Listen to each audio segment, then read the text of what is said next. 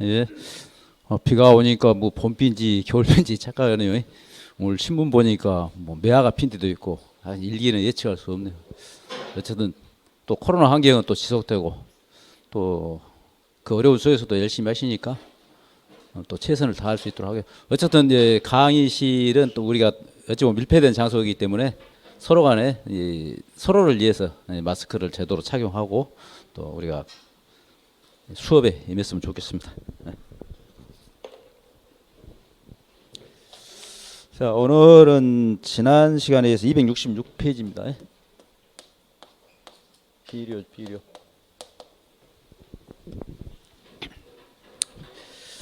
비료와 생육입니다. 비료의 3요소는 NPK, 질소인산칼입니다. 질소인산칼, NPK. 근데 이렇게 해서 간단하게 시험 나올 건 없어요, 지금은. 과거에는 비료 3요소 해갖고 시험 내 지금은 거의 그렇게 안 내요, 이제는. 그 다음에 4요소는 이 3요소 플러스 칼슘입니다. 그리고 5요소는 이 4요소 플러스 마그네슘이에요. 그런데 뭐 지금은 뭐 그렇게, 그래서 지난번에 필수 원소 5개 정도는 여러분들이 결핍됐을 때, 과잉됐을 때 기본적인 것은 좀 생각해 두시라 한 것은 그 이야기죠. 자, 그러면 비료는 이제 질소질 비료와 인산질 비료, 칼륨질 비료, 석회질 비료가 주로 이루죠. 그래서 질소질 비료입니다. 질소질 비료는 단백질 구성 주성분입니다. 그리고 엽록소 구성 성분. 그래서 식물성에 영향이 크다. 그래서 질소, 엽록소, 콘이니까 COH, 탄소, 산소, 수소, 질소, 그다음에 마그네슘이잖아요. 그러니까 질소는 엽록소 구성 요소다. 그러니까 주로 질산태 질소와 아모늄태 질소로 이제 돼 있는데 또 하나는 아미드태 질소라 가지고 우리가 통상 가장 많이 듣는 이야기 요소.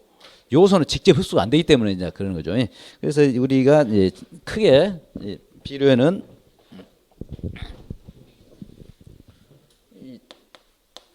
질산태 질소와 아모늄태 질소가 있습니다. 자, 질산태 질소는 일반적으로 우리가 이 흡수 속도 식물체에서 흡수하는 속도가 좀 빠릅니다. 그리고 아모늄태는 흡수 속도가 좀 느려요, 낮아요. 이걸 그래서 우리가 일반적으로 속효성, 효과가 빠르다 해서 속효성, 이거 효과가 늦다 해서 지효성, 천천히 흡수된다 해서 이렇게 지효성 이렇게 이제 통상적으로 많이 이제 표현을 하죠. 그리고 이 질산태 질소는 나중에 이제 주로 이제 밑거름으로 일부 쓰지만은 웃거름을 많이 씁니다. 그래서 잎생장 이주입니다. 주로 잎생장 이주고 얘기는 이제 잎도 되지만은 뿌리 생장에 많이 역할을 하죠. 뿌리 생장.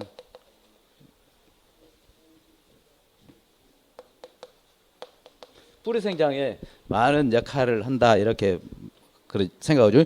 다른 것도 다 되는데 뿌리 생장에 더 많은 역할을 한다 이 말입니다. 그래서 또 이 비료는 그때도 우리가 탈질 이야기도 했지만은 기본적으로 이것은 이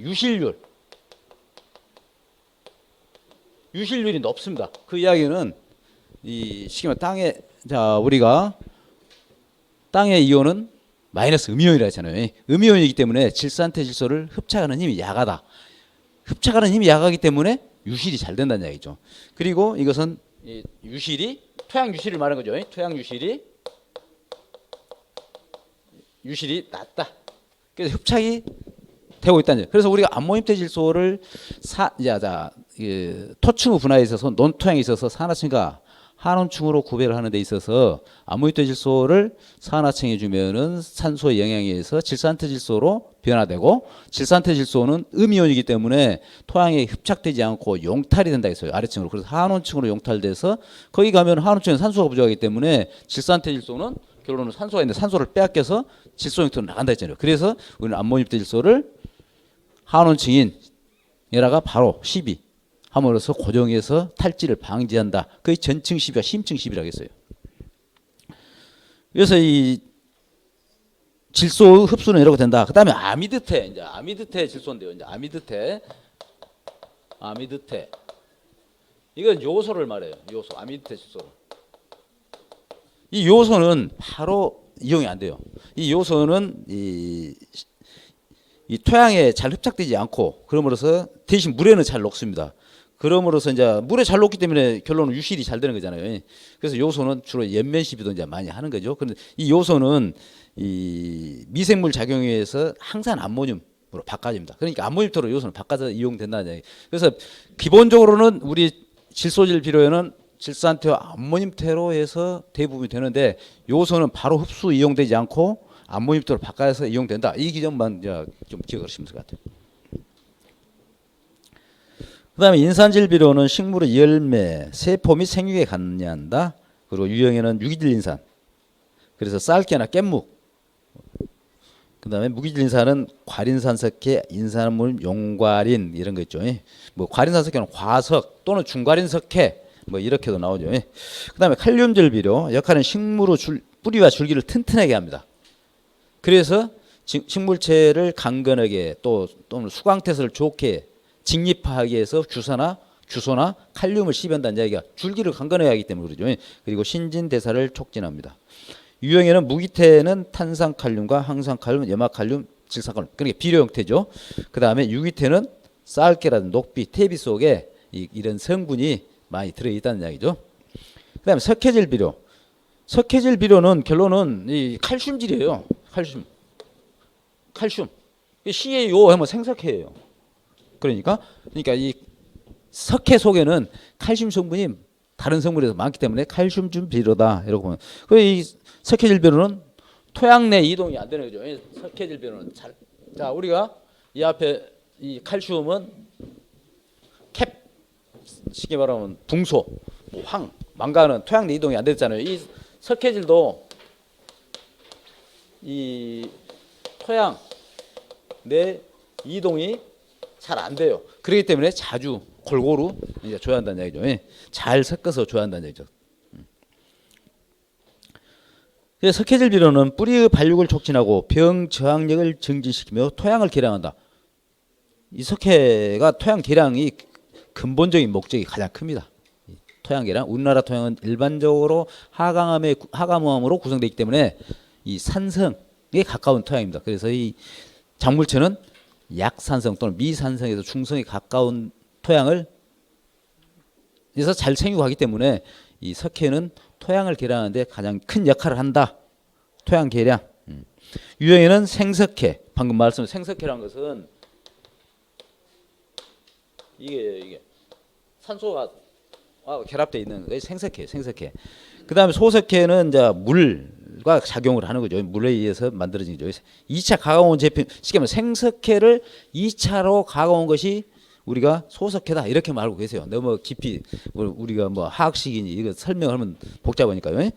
그래서 이 생석회나 소석회, 탄산석회는 석회질 비료다. 종류. 그 다음에 생리성 반응에 따른 비료 유형. 자, 이 반응에는 화학적 반응과 생리적 반응 두 가지로 나눕니다. 화학적 반응이라는 것은 수용의 그 직접적 반응. 쉽게 말하면 어떤 비료를 냈을 때 거기에 있어서 물에 희석을 시켰을 때 바로 알칼리냐 중성이냐 이렇게 나오는 것이고, 이 생리적 반응은 토양의 비료를 살포한 다음에 식물 뿌리 흡수 작용 또는 미생물의 작용에 의해서 쉽게 변화되는 거. 그러니까 실제적으로 우리가 이 농업에 있어서 이 비료는 생리성 작용이 중요하죠. 왜? 토양에 뿌렸을 때 그 변화된 것이 중요하기 때문이죠. 화학적 반응보다는 생리적 반응. 그래서 여기서 우리 책에서는 일반적으로 뭐 우리 그 기본서에는 보면은 화학적 반응에 따른 비료 유형, 생리성에 따른 비료 유형 이러고 나오는데, 여기서는 그냥 우리 토양의 시비 후에 일어난 반응을 중시하기 때문에 이것만 나오는 거죠. 자, 생리성, 염기성 비료. 그러니까 비료를 살포했을 때 염기성으로 변하는 걸 말이죠. 석회질소, 영송인비, 제7례 초석 이런 것들이 이 생리성, 염기성 비료다. 그다음에 생리적 상선 비료, 항산암모니아. 이 항산암모니아는 우리가 유한 비료라는 거예요. 유한 비료. 이게 유한, 항산암모니아, 항산가리, 그다음에 염화가리. 그리고 이거 빠졌습니다만 염화암모늄. 염화암모늄도 이 생리적 산성 비료. 그다음에 부숙된 인분료. 우리 과거에 비료가 없을 때는 인분을 갖다가 다 농지에 살포하고 그랬지 않습니까? 사학 비료가 부족할 때 이 부숙된 인분료도 이 땅에 들어가면은 산성이 된다는 얘기죠. 산성.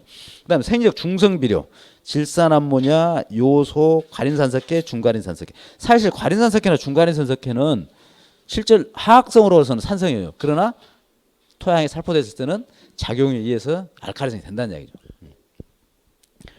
자, 네 번째 작물과 비료 법칙입니다. 채소 양분율 법칙 또는 채소 인자율 법칙 또는 리비흐 법칙이라도 리비흐 법칙 이걸 리비라는 과학자가 했기 때문에 이제 학자가 했기 때문에 리비흐 법칙입니다. 리비흐 법칙. 이것은 채소 양분율 법칙. 자, 양분 중 어떤 한 가지 성분이 부족하면 그 작물의 생육은 그 부족 성분량에 지배되고 다른 다량으로 존재하는 양분은 영향을 받지 않는다는 법칙이다. 자, 우리가 이해하기 쉽게요. 이런 코르크통 있어요. 코르크통. 코르크통은 어쨌든 간에 판재로 이제 통을 만든 거잖아요. 자, MP, K, 뭐 마그네슘, 뭐 칼륨 이렇게 자 이렇게 충분히 되어 있을 때는 이 통 크기만큼 물이 차잖아요. 그러죠? 이 요소에서 영향을 받는다 할 때. 자, 그런데 칼륨이라는 성분이 부족해요. 칼륨은 줄기를 단단하게 해서 병충해도 방지해주고 그냥 칼륨이 이만큼 부족해요.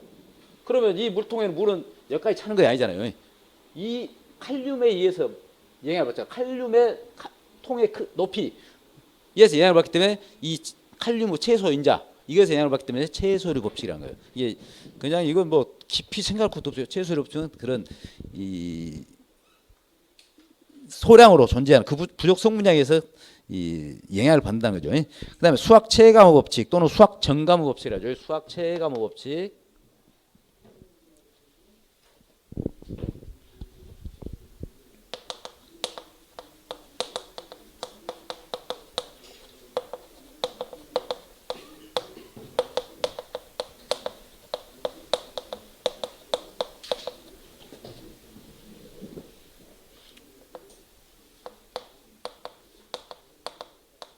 똑같은 말입니다. 수학 체감, 점차 감소, 차례차로 감소한다는 거죠. 작물 재배에 있어서 시비량의 증가에 따라 수량이 늘지만 어느 정도 증가하면 그 후에는 그 효과가 점차 작게 나타나는 법칙이다. 그 이야기는 여기 시비량이죠. 여기 작물의 수확량. 자, 일을 했을 때 일만큼 증가돼요. 일을 투입했을 때 일만큼 내는데 자 12를 2 했을 때는 2예요. 근데 12를 3 했는데 3이 안 가고 2.5 정도 되는 거예요. 자, 이 정도. 그 다음에 4를 했는데 4가 안 가고 3까지밖에 안 되는 거예요. 3 여기까지. 그러니까 가다가 점차로 감소되기 때문에 이걸 우리는 수학 체감 법칙, 수학 정감 법칙이라는 거예요. 그 비료를 100을 해갖고 100만큼 수확을 하면 많이 해야 되겠죠. 그러나 그걸 많이 줘도 그 영향이 미치지 않는다. 점차 오히려 감소되고 오히려 또 안 좋을 수도 있는 거잖아요. 그래서 그다음에 증수율 법칙은 비료 효과를 비교하기 위해 어느 표준 비료를 사용했을 때의 증수량으로 목적하는 비료 증상을 나눈 것으로 말한다. 이거 있다는 것만 아시면 될 것 같아요. 그다음에 다섯 번째 시비. 이 시기에 따른 유형. 시비라는 거 걸음 주는 걸 말하는 거죠. 줄 시자. 준다는 이야기죠. 기비 터기자예요. 그렇기 때문에 밑거림이에요. 터기자. 파종 또는 이식할 때 그러니까 파종이나 종자를 뿌리거나 묘를 이식하기 전에 사전에 주는 것을 우리는 밑거름 또는 기비라고 합니다. 기비. 그다음에 추비 더할 추자죠. 보충한다 할 때 보비. 더해서 주기 때문에 덧거름. 중간에 주기 때문에 중거름. 똑같은 이야기예요. 그래서 생육 도중에 주는 비료로서 분월비, 수비 여기서는 하나의 예를 별을 예를 든 거예요. 여기서는 분월비라는 것은 별을 이양한 후에 12일에서 14일. 그러니까 이양한 후에 이제 그다음에 새끼를 쳐야 되잖아요. 그렇기 때문에 분월비. 그다음에 이제 수비. 이제 이삭이 나오도록 해야 되니까 이것은 뭐 출수 전에 주는 것이고 그다음에 실비는 알거림이에요. 그렇기 때문에 출수 다음에 이제 주는 거죠. 그 이야기는 이삭의 나달의 무게를 증가시키게 해주는 거죠. 이렇게 나눠준다는 이야기죠. 그 추비는 이렇게 생육 중간에 준다는 것. 기비는 파종 전이나 이식 전에 준다는 것. 그 다음에 지비, 마지막 걸음, 최후 추비. 이것은 일반적인 쉽게 밭작물에 해당이 한다고 가수원에서 해당되는 가수원에서. 지비랑은 여기서 말하는 것은 그칠지자예요. 추비로서 마지막 주는 지비, 그칠지. 중지한다 할 때잖아요. 주비, 그칠지. 그래서 가시를 수확한 다음에 그 쉽게 말해 세력이 약하던 수세를 회복해 주는 것이에요. 이 지비는 지비 가실 수하고 여기서는 자 지비는 가수원이고 이 수하후 가실 수하후 그 다음에 세력 회복 수세 회복 나무 힘 수세 회복 그 수세 회복이 돼야지 내년에 또 필 꽃눈이 정상적으로 자랄 수 있잖아요. 그런다면은 이것이 전체 효과가 나오면 안 돼요. 이것은 일반적으로 속효성이 한다. 빨리 하고 이제 휴면에 들어가야 되잖아요. 좀 쉬어야죠 이제 내년을 위해서. 그래서 이 지비는 가손에 해당되는 것이다. 그러니까 이건 결론은 이듬해 생육을 촉진하는 거예요. 이제 수세에 보인다는 것은 내년에 이듬해 생육을 촉진해서 꽃이 피고 열매가 또 맺도록 하고. 그다음에 한비. 여기 한비는 찰한자예요. 그러니까 겨울에 준다는 비료잖아요. 한비 찰한자. 자, 영년생. 영년생은 결론은 우리가 밭작물 없고 가수작물이 대부분 영년생이잖아요. 영년생 작물에서 가을부터 초봄에 걸쳐 기비로 주어지는 지효성 비료다. 그러니까 한비는 지효성이고 지비는 속효성이다. 지비의 한비는 대부분이 가수의 영년생에 해당되는 것이다. 라고. 여섯 번째, 시비의 이치에 따른 유형, 표층 시비, 작토 표당 전면에 시비하는 방법이다. 그리고 경운전, 땅을 갈기 전에 밑거름으로 시비하거나 작물을 심기 전에 가을에서 초봄에 걸쳐 시비하는 것을 우리는 표층 시비라고 하죠. 자, 심층 시비. 이제 표층 시비인데 이걸 이제 어떻게 할 것이냐죠. 자, 심층 작토 속에 비료가 시용되는 방식으로 작토라는 것은 작물의 뿌리가 자라는 것을 우리는 작토라고 해요. 시용되는 방식으로 특히 논에서 암모니아타 질소를 시용하는 게 유용한다. 왜? 탈지를 방지하기 위해서. 기억나죠? 그 기억을 연계하시면서 딱 들으시면 공부에 효과가 있는 거죠. 그 다음에 전층시비. 비료가 작토 전층에 골고루 혼합되도록 주는 방식으로 이건 심층시비나 똑같은데 논에서 물을 대고 관계는 물을 대잖아요. 관계 물을 대고 그 다음에 비료를 뿐다는 시비 뿌리고 난 다음에 썰어질을 한다는 얘기예요. 썰어질을 하면 결론은 썰어질 하기 때문에 표토는 일반으로 표층은 일반적으로 이 산화층이라고 볼 수 있잖아요. 표층에 썰어질 하기 때문에 한온층으로 그러니까 심층십이 일종이다는 얘기예요. 전층십은. 그러니까 심층십이와 전층십은 개념이 같은데 어느 때 주느냐에 따라서 이제 전층십이는 꼭 논토양뿐이 아니라 다른 토양에도 해당이 되는데 이 전층십이는 논토양에 있어서 심층십이다. 그 순서는 물을 댄 다음에 비료를 뿌리고 썰어질을 한다. 뭐 깊이 생각하지 뭐 이 정도로만 생각하세요. 너무 많이 들어가면 안 돼요. 그다음에 연면시비 또는 연면살포. 이베라가 비료를 뿌려주는 거죠. 그러려면 이베라 물을 뿌려주려면 결론은 물을 녹여서 해줘야죠. 그러면 그 고체 형식으로 주면은 입에 붙들 않지 않습니까? 자, 그 연면시비는 비료 성분을 물에 타서 비료라든지 미량요소라든지 다량요소라든지 이걸 물에 타서 수용액 상태로 뿌려주는 것을 우리는 연면살포, 연면시비라고 생각합니다. 자, 작물의 생육에 필요한 성분을 인위적으로 작물의 잎을 통하여 흡수케 하는 방법이 연면시비. 그 의의를 잘 아셔야 돼요. 그다음에 살포 시기. 이번에 작년에 나왔죠. 6회 때. 언제 살포하냐? 미량 요소가 결핍됐을 때. 예를 들어서 마그네슘이나 칼슘 이런 성분이 붕소라든지 이런 성분이 부족했을 때는 물에 타서 같이 준다는 얘기죠. 병충해 방지를 위해서 농약하고 함께도 많이 하죠. 자, 비량 요소가 결핍됐을 때 최소한 또 제목 큰 것으로만은 기억이라도 하셔야 돼요. 미량 요소 결핍이 나타났을 경우 그 결핍 요소를 토양에 주는 것보다는 연면 살포하는 것이 효과가 빠르고 일반적으로 살포 후 24시간 이내에 50%가 흡수되니까 굉장히 빠른 거잖아요. 빠르고 시용량도 적게 들어 경제적이다. 직접 작물체에 주기 때문에 그러죠. 그다음에 영양 상태의 신속한 회복.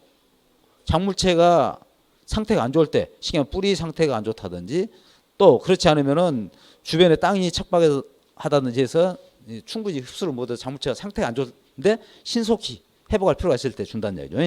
연면살포는 토양시비의 경우보다 흡수가 빠르다. 아까 말씀했죠. 24시간 이내에 50%가 흡수될 도 빠르다. 그러므로 동상해 겨울에 추워서 이 작물 상태 안 좋을 때, 그다음에 풍수의 바람이나 비에 의해서 작물체가 상처를 받았거나 또 비가 많이 왔기 때문에 뿌리 호흡이 안 되고 뿌리 호흡이 안 되기 때문에 양분과 수분 흡수가 안 된다는 얘기죠. 꼭 그 이 물이 많으면 잘 된 거 그거 아니란 얘기죠. 물이 많으면은 우리는 기본적으로 토양에는 삼상이 있다 했잖아요. 고상과 기상, 액상이 있는데 그 비율이 적당해야지. 마찬가지로 액상 비가 많이 왔다 했을 때는 비가 많이 차기 때문에 고상이야 변동이 없죠. 그러나 기상이 없는 거잖아요. 그러면 공기가 없다, 산소가 없다. 산소가 없으면은 식물체 호흡이 안 된다. 호흡이 안 되면 양분과 수분 흡수가 안 된다. 양분과 수분 흡수가 안 되면은 결론은 식물체가 이 상태가 안 좋은 상태죠. 생육이 저하된다. 그렇기 때문에 급속히 회복할 필요가 있을 때 연면, 특히 요소를 연면 시비하면 효과가 있다. 요소가 대표적인 연면 시비잖아요. 요소 꼭 기억해야 돼. 요소 비료 중에서는 요소가 왜 질소질 비료예요. 요소는. 그러나 이제 바로 흡수는 이용 안 되지만은 이 어떤 작용에 의해서 아모니토로 바꿔져서 이제 이용되는 거죠. 그다음에 뿌리 흡수가 나쁠 때, 자 뿌리가 병해충, 또 습해. 방금 말씀드렸죠. 풍수에 말하면 습해. 습해라는 것은 산소 부족하기 때문에 호흡이 안 되기 때문이죠. 습해. 항원성 유해물질, 특히 이 항화수소라든지 메탄, 이거에 의해서 뿌리, 특히 항화수소는 뿌리에 상처를 줍니다. 자 상처를 주면은 사람이 예를 들어 치아가 안 좋으면은 밥을 먹기는 먹겠지만은 씹지 못하듯이 마찬가지. 뿌리에 상처를 주기 때문에 흡수하는 게 지장이 있다는 이야기죠. 이럴 때 이 뿌리 피해가 심하지 않으면 연면 살포에서 생육이 좋아지고 피해가 어느 정도 회복된다. 그래서 우리가 이 노후화 답이라든지 그다음 맹류 습해 이럴 때는 이 연면 시비를 할 수가 있죠. 그다음에 토양 시비가 곤란하거나 특수 목적을 위한 경우 수박, 참외 등 같이 덩굴이 지상에 포복, 만연하여 우크렘 시용이 곤란한 경우 또는 품질 향상 등 특수 목적을 위해 연면 시립을 하는 경우가 있다. 또 멀칭 재배를 할 때도 비닐로 멀칭이 돼 있다면 또 다른 걸로 멀칭이 있더라도 거기에 이 걸쳐가지고 비료가 땅에 흡수 이용이 안 될 때 이때는 연면 시립을 할다는 이야기예요. 그러니까 토양 시비 곤란할 경우. 그다음에 책에 없습니다. 비료 유실 방지 직접 유실을 방지하기 위해서는 식물체 바로 그냥 살포를 해서 식물이 직접 이용할 수 있도록 해주는 거죠. 유실을 방지. 그 다음에 노력을 전략한다. 연면 살포면. 그러니까 일반적으로 연면 살포하면은 이 비료 성분만 주는 거 아니에요. 뭐하고 같이 하냐? 병충해하고 같이 병충해 방지하고 병행하기 때문에 병충해 방제 하고 병행 함으로써 따로 비료 주고 농약 칠 것을 병충해 방제 농약하고 같이 필요한 양분을 동시에 하기 때문에 두 번 할 것을 한 번 하기 때문에 노력 절감 효과가 있다. 이렇게 보시죠. 자, 다음에 식물 생장 조절제입니다. 크게 세 가지로 개화 호르몬과 생장 호르몬과 억제 호르몬으로 나눠집니다. 자, 개화 호르몬은 플로리겐입니다. 입에서 만들어진 체관을 통해 이동하여 꽃눈 형성을 자극함으로 개화에 관련된 호르몬이다. 개화 호르몬 플로리겐만 그냥 생각하시면 돼요. 이것은 그렇게 그냥 단순 그냥 하나로만 생각하시면 돼요. 자, 생장 호르몬은 크게 세 가지가 있습니다. 옥신과 지베렐린, 사이토킨 또는 시토킨이라고 하죠. 자, 먼저 옥신이죠. 자, 인돌 아세트산 IAA 또는 나프탈렌 아세트산 NAA 및 그와 같은 기능을 하는 천연물질로 줄기 끝이나 입에서 합성된다. 줄기 끝이나 입에서 합성됩니다. 세포막의 투과성을 높이고 세포 분열, 하하 형성을 촉진한다. 부정근을 발생을 촉진한다. 부정근이라는 것은 뿌리 쉽게 말하면 여기 나온 대로 뿌리 이해 부분 줄기라든지 이런 데서 뿌리가 나오는 거. 그러니까 삽목에 할 때 이 옥신. 그래서 특히 옥신의 종류에서 루톤이라는 것은 삽목할 때 이 루톤 분재 딱 이 삽식을 그 끄트머리에 묻혀가지고 삽목하면은 이 쉽게 말하면 부정근을 형성을 촉진시킨다는 얘기죠. 삽목할 때. 자, 농도가 높다. 여기서 농도가 높다는 것은 농도가 없으면 안 되고 이거 한계 이상의 농도. 식물체의 상황에 따라서 딱 정해져 있다고 볼 수는 없어요. 한계 이상의 농도가 높으면 에틸렌 합성을 촉진한다. 지금 옥신은 정화 우선 성장 호르몬이잖아요. 막 한없시키면 안 되잖아요. 그렇기 때문에 한계 이상의 농도가 높으면은 이를 지금 생장을 억제하는 나중에 이제 억제 호르몬 나오면 에틸렌 합성을 촉진하여 생장이 억제된다. 그 계속 크면은 우리가 말씀드린 바 같이 우리가 SRU, TRU를 배웠잖아요. 상편, 줄기 잎줄기만 크고 그러면은 뿌리에서 흡수 이용도 안 되는데 그런다면 이제 나중에 그래서 이 옥신 성분을 가진 것이 제초제인 거예요. 상편 생장시켜 갖고 말라죽게 하는 거죠. 그래서 이 옥신 성분이 너무 많으면은 안 되기 때문에 쉽게 말하면 한도 이상의 옥신이 발생하면은 에틸렌이 역할을 한다는 얘기죠. 촉진해서. 다음에 정화우세성. 정화우세성 우회로 자라는 거 말이에요.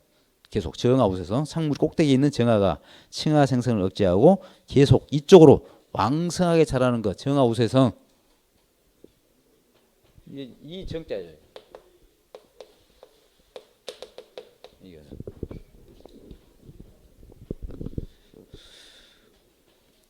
자, 옥신은 새잎에서 만들고, 새잎입니다. 흔잎이 아닙니다. 새잎에서 만들어지고 뿌리 방향으로 내려가 뿌리 발력을 촉진한다. 그래서 굴지성, 굴중성을 가지겠다. 그리고 식물이 빛을 향해 굽어지는 현상, 굴광성도 옥신의 영향이다. 굴광성, 무슨 광이죠?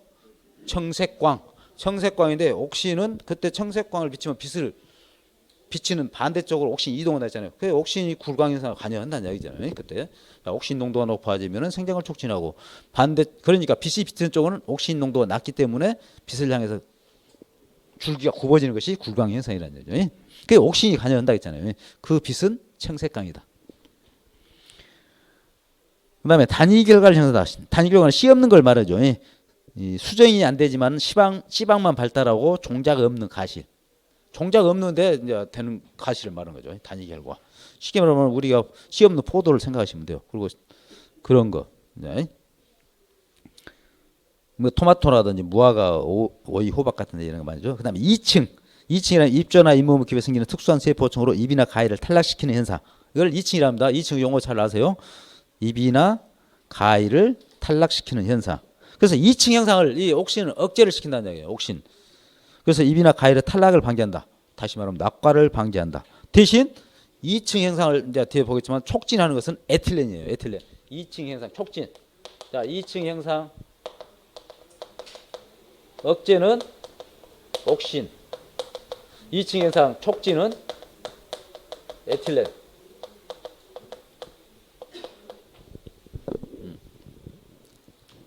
그래서 에틸렌은 낙엽과 낙과를 촉진하죠. 그래서 가일이 성숙하면은 자 가일도 보면 처음에는 따기가 힘들어요. 그러니까 그만큼 낙과가 안 된다는 얘기죠. 그런데 성숙기에 접어들면은 쉽게 따진다는 얘기예요. 그것은 2층 현상과 관계이기 때문에 그래요. 그래서 에틸렌이 나중에 성숙을 촉진시키는 거죠. 자, 이건 그래서 이제 이 옥신. 그래서 옥신으로 만들어진 것이 제초제가 2,4-D. 이 제초제예요. 이 제초제는 이 상편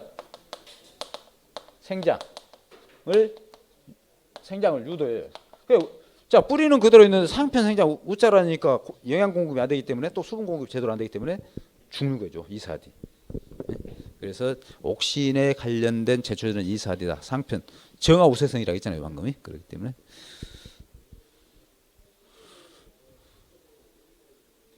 자, 그다음에 이 지베렐린입니다. 지베렐린은 그 원래 그 벼 중에서 그냥 똑같은 벼인데 키가 큰 벼가 나오고 있잖아요. 거기에서 추출된 것이 하나예요. 그래서 벼 도장을 일으킨 게 지베렐린인데 거기서 추출된 겁니다.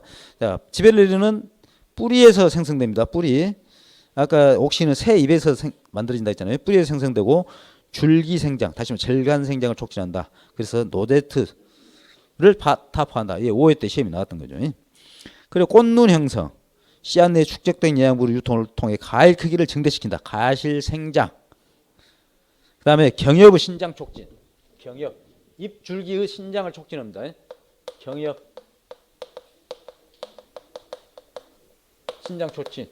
그러니까 경엽, 잎 줄기 신장 촉진되기 때문에 노제트 현상을 타파하는 거죠. 키를 크게 만들어주니까. 키가 커야 되니까 잎줄기가 크니까 결론은 이 생산량이 많아지는 거죠. 이제 경엽 잎줄기니까. 그다음에 휴면 잠자는 씨앗의 발화증진. 휴면을 타파한다는 겁니다. 휴면 씨앗의 발화증진. 다른 말로 하면 휴면 타파.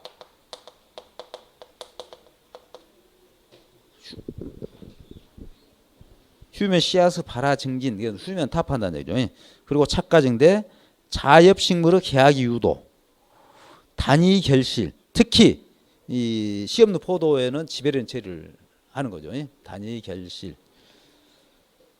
옥신하고 똑같이 단위 결과를 합니다만은 이 지베레르는 낮은 농도에서도 효과가 큽니다. 그래서 지베레르 처리를 많이 한다는 얘기죠. 자, 휴메시아 발화촉진까지 했습니다. 그 다음에 결실, 효소 활동의 유도작용을 한다. 그 다음에 시토킨입니다. 이 시토킨은 작물 체내에서 충분히 생성이 됩니다. 부족 현상이 없어요. 여기서. 자, 이것도 마찬가지 지베레르과 마찬가지 뿌리에서 생성되고 식물체의 세포 분열과 분할을 촉진하는 호르몬입니다. 그 다음에 발화촉진. 가로에 아예 발화촉진이라 했잖아요. 그래서 휴면 종자의 발화촉진에는 여기서 나온 지베레린, 그 다음에 사이토키닌, 다음에 나오는 에틸렌, 이 세 가지 이제 발화촉진. 옥신은 발화촉진 아니에요. 화성 개화 유도는 돼도. 자, 발화를 촉진하고 신선도를 유지하고 세포 분열과 팽창에 관여하여 옥신과 서로 기량작용을 합니다. 그 다음에 노화를 억제하고 저온. 자, 저온이라는 것은 저장주 신선도 유지를 할 수 있다는 얘기죠. 저온에서 잘 견디기 때문에. 그다음에 바이러스 감염 등에 대한 저항성을 증대시킨다. 자, 호흡을 억제한다. 자, 호흡을 억제하기 때문에 자, 호흡을 하면은 쉽게 말해 양분을 소모하잖아요. 그렇기 때문에 호흡을 억제한다. 결론 앞에 말씀드린 노화를 억제하는 거죠. 노화를 억제한다. 그래서 엽록소와 단백질 분해를 지연시킨다. 그래서 식물체가 싱싱한 상태로 신선도를 유지하도록 해준다는 얘기죠. 사이토키닌이. 그다음에 중력의 반대 방식, 하늘을 향하는 음성 굴지선이 있다. 그래서 아까 옥신과 함께 존재해야지 효과가 큰 것이 사이토킨입니다. 그래서 이 식물체를 생장했을 때 우회로도 잘하지만 옆으로도 생장해야 되잖아요. 이 사이토킨이 그런 측지 발생하는데 효과가 큰 거예요. 같이 있을 때 식물체가 균형 있게 크기가 커진다는 얘기죠. 그다음에 이제 억제 호르몬입니다. 억제 호르몬 두 가지가 제일 이제 많이 나오죠. 에틸렌과 앱시산. 자, 에틸렌 또는 에스렐, 에테폰 액제 그러죠. 자, 강력한 살균 소독 효과가 있다. 에테폰이 분해될 때 발생하는 무색무취의 기체가스이다. 그 다음에 숙성 호르몬은 가실이 있거나 색깔을 선명하게, 색깔을 선명하게 한다는 것은 착색이라는 이야기예요. 색깔을 선명하게 한다. 그것은 우리가 다른 말로 하면은 착색. 자, 사과는 사과의 색깔이 나오도록 성숙시키는 호르몬이기 때문에 색깔이 있게 한다. 그러니까 색깔을 고유 색깔을 나오게 한다. 색깔 선명하게 한다. 이건 우리가 말하는 착색이라고 해요. 착색.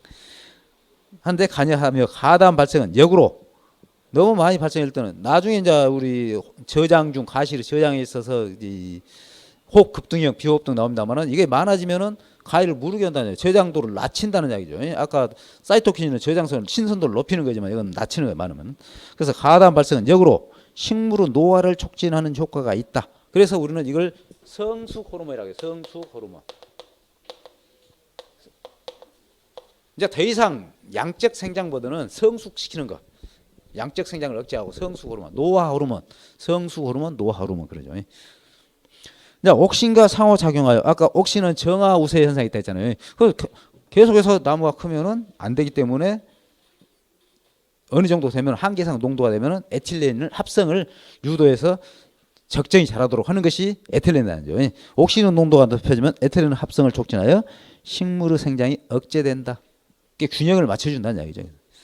자, 식물의 웃자람을 억제하는 작용을 하여 콩나물 재배 시 에틸렌 가스를 분무하면 옷자람이 억제되고 굵어진다. 자, 우리가 집콩나물 같은 것은 그 재로 해갖고 옛날 집재 콩나물은 가늘고 길잖아요. 그런데 우리 최근에 이제 물콩나물 많이 재배하는 것은 이렇게 통통하고 그냥 너무 웃자란 거 않게 하잖아요. 그게 일종의 에틸렌 처리를 한다는 이야기죠.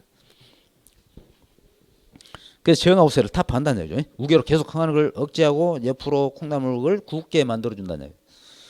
그다음 식물체가 상처를 받거나 병원체의 공격을 받을 때 또는 가뭄, 산소 부족, 냉해 등 스트레스를 받을 경우 더욱 활발하게 만들어지므로 스트레스 호르몬이라고 한다. 스트레스 호르몬, 성숙 호르몬, 노화 호르몬, 억제 호르몬이라고 한다. 그리고 호흡량이 낮은 비급등형 가실은 에틸렌 생산량이 낮고 이제 나중에 그것은 이 온해 쪽에서 배울 때 또 설명해도 여기서 미리서 다까지 놓고요. 비급등형 가실은 에틸렌 생산량이 낮고 그다음에 급등형 가실에서 호흡의 극기한 증가는 에틸렌 생산의 극기한 증가를 나타낸다. 그래서 에틸렌 이제 사과라든지 바나나라든지 망고 같은 이런 것은 호급등이에요. 에틸렌이 급격히 생산될 때 빨리 물러진다는 이야기예요. 그런 그 이야기예요. 토마토라든지 감이라든지 이런 건. 그것은 오늘 시간에 이제 또 배우게요. 그 한 시험에 한 2번 나왔어요. 그것도요. 자, 이 에틸렌은 또 이 책에 없지만은 자, 에틸렌 기능이죠. 입이 노화됨으로써 어찌입니까? 입이 노화되면 입은 어떤 역할을 해요? 광합성장에 있어서 탄수화물 같은 요. 그렇기 때문에 입이 노화됨으로써 양적 생장을 억제하는 거죠. 그래서 억제 호르몬인 거예요. 입을 노화시킨다. 결론은 노화 호르몬이라고 했잖아요. 노화 호르몬. 그래서 생육 속도가 늦어지거나 정지가 된다는 이야기죠. 이제 더 이상 양적 생장을 정지한다. 그다음에 탄력 및 건조 효과.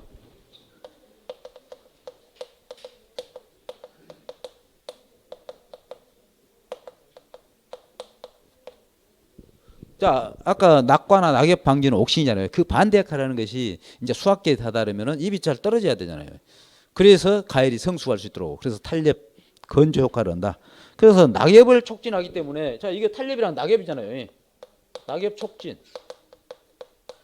그러면은 낙엽이 떨어지면 결론은 어찌입니까? 가열을 조기에 수확할 수 있다는 이야기죠. 조기 수확.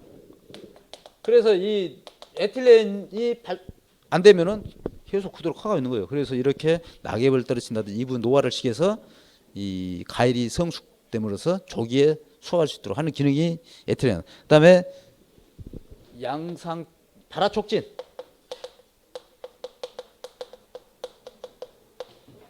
다 하는 거 아닙니다. 양상추,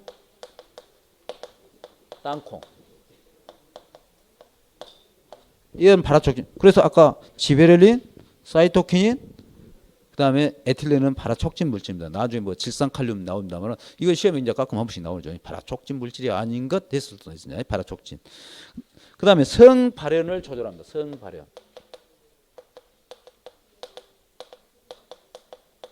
자, 에틸렌을 채취했을 때 이 오이호박은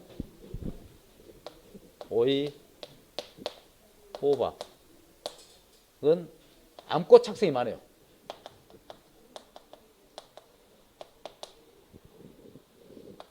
자, 우리가 오이호박은 암꽃에서 열매 맺어요. 그렇기 때문에 암꽃 착색이 많아지면 이제 수확량이 많아진다. 이런 역할을 한다. 그 다음에 이제 육질을 경하여 육질. 자, 일반적으로 노화 성숙 그러기 때문에 육질을 부드럽게 물러지게 만든 거잖아요, 지금. 그런데 유일하게 아스파라가스에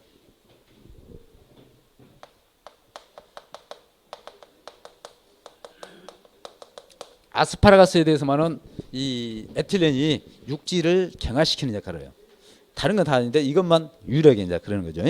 그래서 이 정도만 여러분들 에틸렌에 대해서 아시면은 뭐 큰 문제는 없을 거예요. 이건 결론은 또 원해하고도 연관이 또 돼요. 그래서 우리가 이 앞에 재배약은 결론은 재배약 범주가 원해작물이잖아요. 그렇기 때문에 반드시 연관이 돼요. 그래서 이 재배약을 제대로 하시면 원해의 일반적인 것이 연동이 되기 때문에 여러분들 공부하기 그렇게 어렵지 않아요. 그러니까 너무 여기서는 이 정도는 여러분들 알고는 계셔야 돼요. 그다음에 앱시산이라죠. 앱시산, ABA 이거죠. 자, 낙엽을 촉진하고 이것도 노화 및 탄리를 촉진한다는 얘기죠.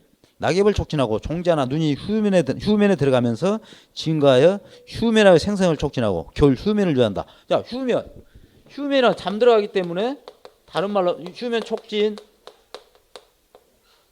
다른 말로 하면 발화를 억제하는 거죠. 아까 지베렐린이라든지 시토킨이라든지 에틸렌은 발화 촉진인데 앱시산은 유일하게 또 발화 억제예요. 발화 억제. 그다음에 대부분 식물체 내에서 분리, 낙하나 낙엽 낙하 혹은 소화하는 데 사용된다. 식물의 수분이 결핍되면 앱시산이 많이 합성되므로 기공이 닫혀 식물의 수분을 보호한다. 그래서 수분 스트레스 호르몬. 그래서 이 이조 저항성을 여기서 말하는 이제 이조 저항성. 이조는 시드름에 대해서 저항할 수 있도록 제가 말씀드렸죠. 그때 앱시산은 뿌리에서 생성되는데 평소보다 이제 수분이 부족할 때 뿌리에서 수분을 계속 흡수하는데 수분이 부족하다. 그러면 수분이 부족하면 시들 수밖에 없잖아요. 그러면 시들을 어느 정도까지를 주인이 물 줄 때까지 이걸 좀 참아야겠다 했을 때는 그 전까지 안 죽어야 되잖아요. 안 그러려면은 자기가 가지고 있는 수분을 좀 더 간직하고 천천히 내보내야 되잖아요. 그렇죠? 그래서 이 엡산이 평소보다 수분이 부족하면 40배 정도 증가돼 가지고 이 엡산이 이 줄기를 통해서 이까지 갑니다. 그래서 기공을 닫아주는 거예요. 그래서 증산 작용을 억제시키는 거예요.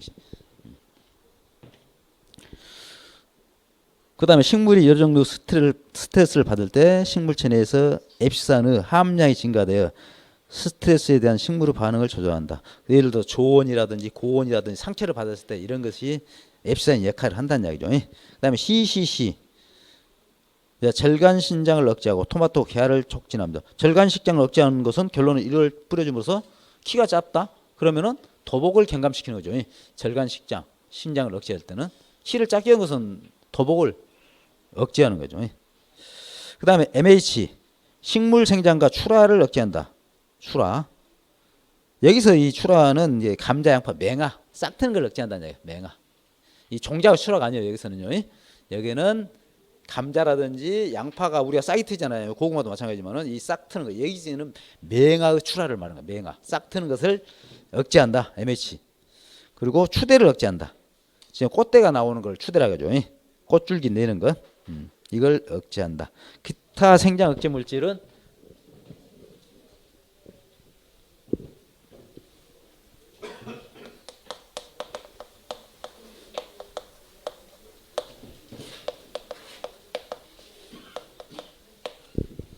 B9. B9 있어요. B9은 주로 이 신장 억제라든지 낙과 방지, 그다음에 개화 지연, 숙기 지연, 아무튼 생장 지연을 억제시키는 거예요. 그다음에 포스폰 D,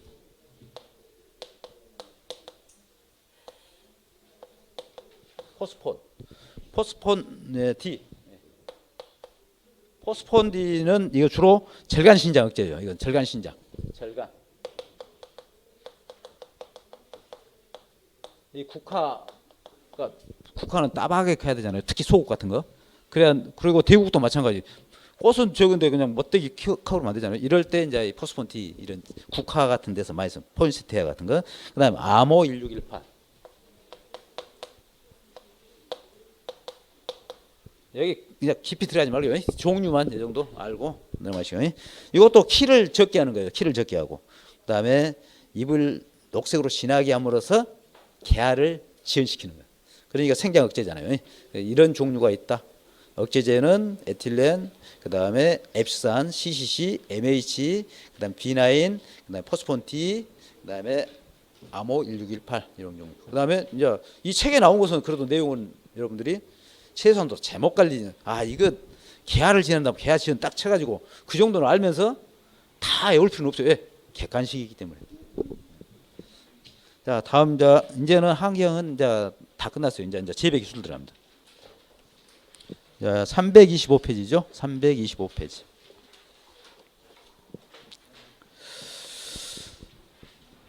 자, 종자와 육묘입니다. 종자란 증식용 또는 재배용으로 쓰이는 씨앗, 버섯, 종균, 묘목, 표자 또는 예양치, 잎줄기, 뿌리 모든 것이 종자라 한다고 말씀드렸어요. 그 다음에 영양체, 버섯, 종균, 수정에 의해 미씨가 발효한 것을 식물학상 종자라고 한다. 아포믹스, 이것은 무수정 종자를 말하는 거죠. 무수정 생식 또는 무성 생식을 말하는 겁니다. 이러한 것도 식물학상 종자로 취급한다.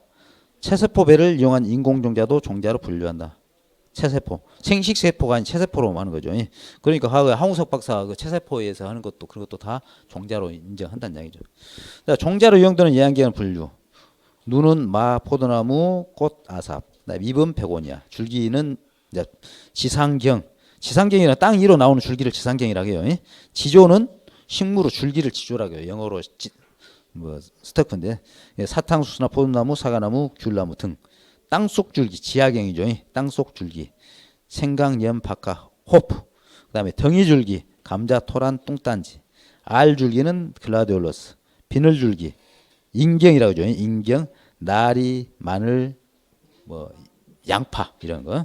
흡지, 지하경에 간절에서 발견하여 반류관 싹이 지상에 나타나 모체에서 분리되어 독립유체로 되는 것. 마카나 모시풀. 자, 뿌리. 뿌리는 그냥 뿌리잖아요. 그래서 달리아 고구마. 달리아는 사실상 이제 고구마나 마는 덩이 뿌리죠. 그래서 개근 그러죠. 아까 덩이 줄기는 개경 어디 개근. 그다음에 고사리, 부추 같은 경우는 이 가지 뿌리기 때문에 지근. 그래서 이 보면은 감자 같은 경우는 이게 뿌리예요. 감자 뿌리. 뿌리인데 이 얘가 줄기잖아요. 이 줄기에서 이 감자가 이 나오기 때문에 덩이 줄기예요. 그다음에 고구마는 삽식을 하면은 이제 뿌리잖아요. 뿌리가 이제 얘기 나오는데 이 뿌리가 커가는 것이 이것이 고구마예요. 고구마. 그래서 감자도 뿌리같이 있는데 그렇게 생각하시면 안 된다는 얘기예요. 뿌리는 별도로 있고 이 줄기에서 나오기 때문에 덩이 줄기인 거예요. 자, 종자의 형태 및 구조. 자, 종자는 배유 종자와 무배유 종자로 나눠집니다. 주로 이제 배유 종자는 뭐 감이라고 나왔습니다만은 옥수수라든지 벼, 보리, 양파 이런 그러니까.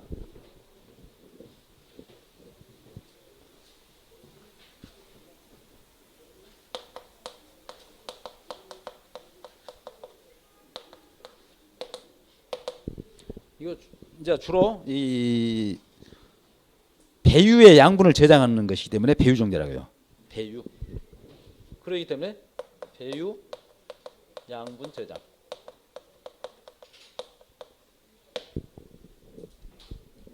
그 다음에 이것은 주로 애떡잎 식물입니다. 애떡잎 식물.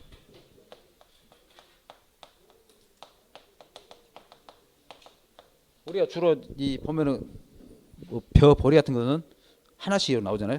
그래서 애떡잎 식물인 거예요. 그리고 일반적으로 떡잎이 한 장이기 때문에 애떡잎 식물이고 주로 수염뿌리, 세근이 없이 그냥 뿌리가 전체적으로 뻗어 있는 것. 쉽게 말하면 이런 식으로 이런 식인 것이 이제 주로 이 배유 종자입니다. 그다음에 무배유 종자는 이제 호박이라든지 콩 이런 종류. 이 무배유 종자는 이 배유가 아니라 떡잎의 양분을 저장해요. 이것은 떡잎의 양분을 저장하고, 그다음에 이건 쌍떡잎 식물입니다. 주로.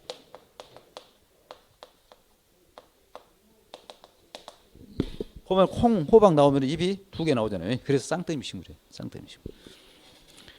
그다음에 온뿌리가 있어요. 거기는 온뿌리. 쉽게 말하면 온뿌리라는 것은 호박 있다면 뿌리 하나 있고 이제 여기서부터 이제 세근이 나오는 거예요. 세근. 온뿌리가 있으면서 잔뿌리가 나오는 거예요. 쌍떡잎. 그렇게 있다는 생각 한번 하세요. 그다음에 종자 구조는 종피는 C껍질, 배를 보호하고 발화를 조절하고 산포화를 돕는다. 그다음에 배젖은 배유라고도 하죠. C젖이라고도 하고요. 그다음에 배의 생장에 필요한 양분을 저장하는 기관이다. 배유. 그다음에 배 C는 장차 식물 개체로 발전해가는 요소로 유화라든지 난중 유화는 자라서 줄기가 되는 거죠. 자엽은 양분 아까 저장 기능이 있다고 했잖아요. 맨 먼저 나오는 것이죠. 묘에서. 그 다음에 배축, 뿌리와 줄기 경계 부분. 그 다음에 유근, 뿌리 부죠. 발달되어 있으며 이들의 발달 정도는 종자에 따라 다르다. 그 다음에 떡잎, 자엽이죠. 배유 종자의 배유 역할을 하는 거다. 떡잎은요. 이 배유 종자, 근데 무배유 종자에 있어서 그 말이에요. 지금 무배유 종자에 있어서 배유 종자가 배유 역할을 하는 것이 이제 떡잎이라는 이야기죠. 자, 종자의 수명.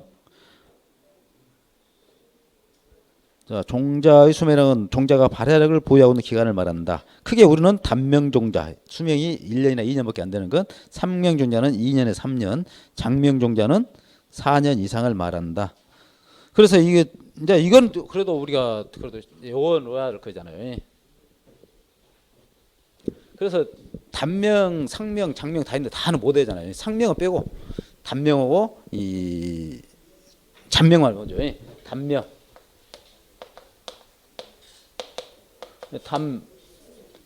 여기 단이잖아요. 담 빼고 콩.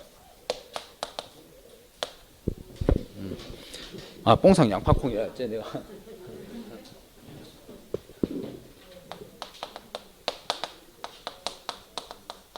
자, 여기 메밀, 고추, 뽕나무, 상추, 양파, 파, 콩이에요.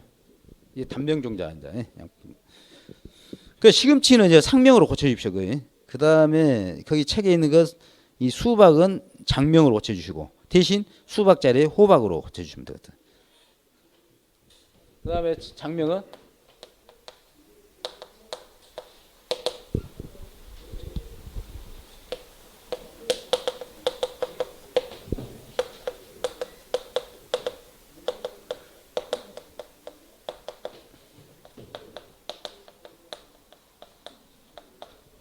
녹두나 팥. 이 콩은 단명인데 녹두 팥 더 단단해요. 보면 녹두 팥, 그다음에 담배. 이건 장명이고 녹두 팥, 담배죠. 여기 이제 담배. 열매 채소는 고추를 제외하고 일반적으로 이 오이, 가지, 토마토, 수박 다 이런 것이 이제 열매 채소잖아요. 열매 달린 채소. 이런 걸 이제 이 장명 종자. 그리고 종자의 수명에 영향을 미치는 조건은 종자의 함수량, 주변의 습도, 온도, 그 다음에 산소 조건 등이 영향을 미친다. 그리고 종자는 수명이 다하면 발화력을 상실하는데 발화력을 상실하는 가장 큰 요인은 단백질의 응고현상이다. 이게 발화력 상실 요인이 가장 큰 건 단백질 응고현상인데 이 외에도 가지수가 더 많죠.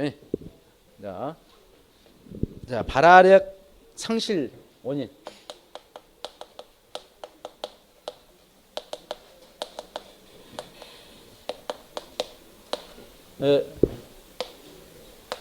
원저 소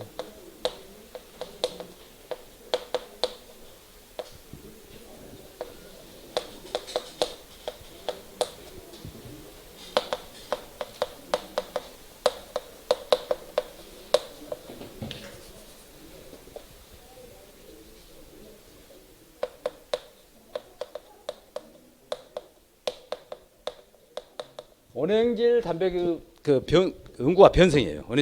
원행질 단백질이라고 했던데 단백이라고 또 이런 헷갈릴 게 단백질 응고 변성.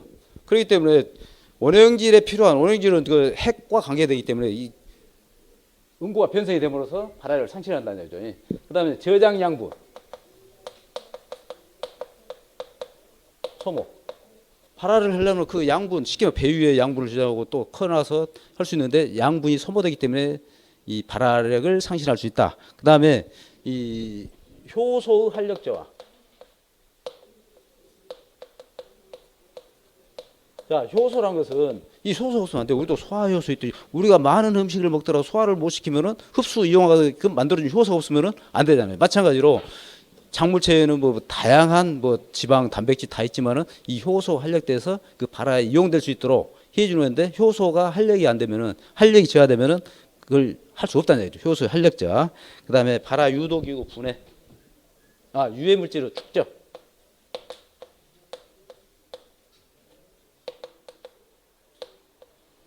아까 같이 앱시산이라든지 발화를 억제시킨다든지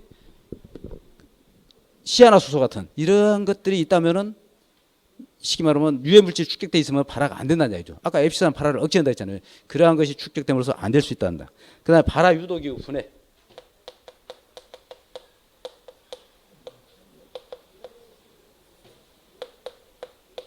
발화를 유도하는 하나의 그 여러 가지 시스템이 분해가 되어 버렸을 때는 안 된다는 얘기다. 그다음에 균의 침입.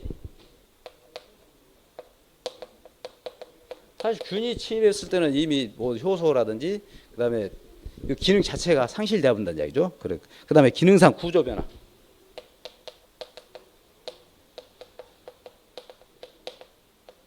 그래서 제일 중요한 것은 여기 네 가지가 제일 중요해요. 일반적인 현상이죠. 그러나 이제 저 부분까지는 여러분들이 써놓고 기억하시면 될 것 같아요. 원조 효율 발균기 하니까 그냥 자주 하면 기억 나겠죠 이제. 근데 여러분들 이제 외우는 것이 많다 보니까 헷갈린데 여러 번 하다 보면은 이제 책을 보면서 하면은 이제 기억이 나고 그 다음에 이제 객관식이기 때문에 크게 문제가 안 될 것이다 이렇게 생각합니다. 자, 10분간 쉬었다가 하겠습니다.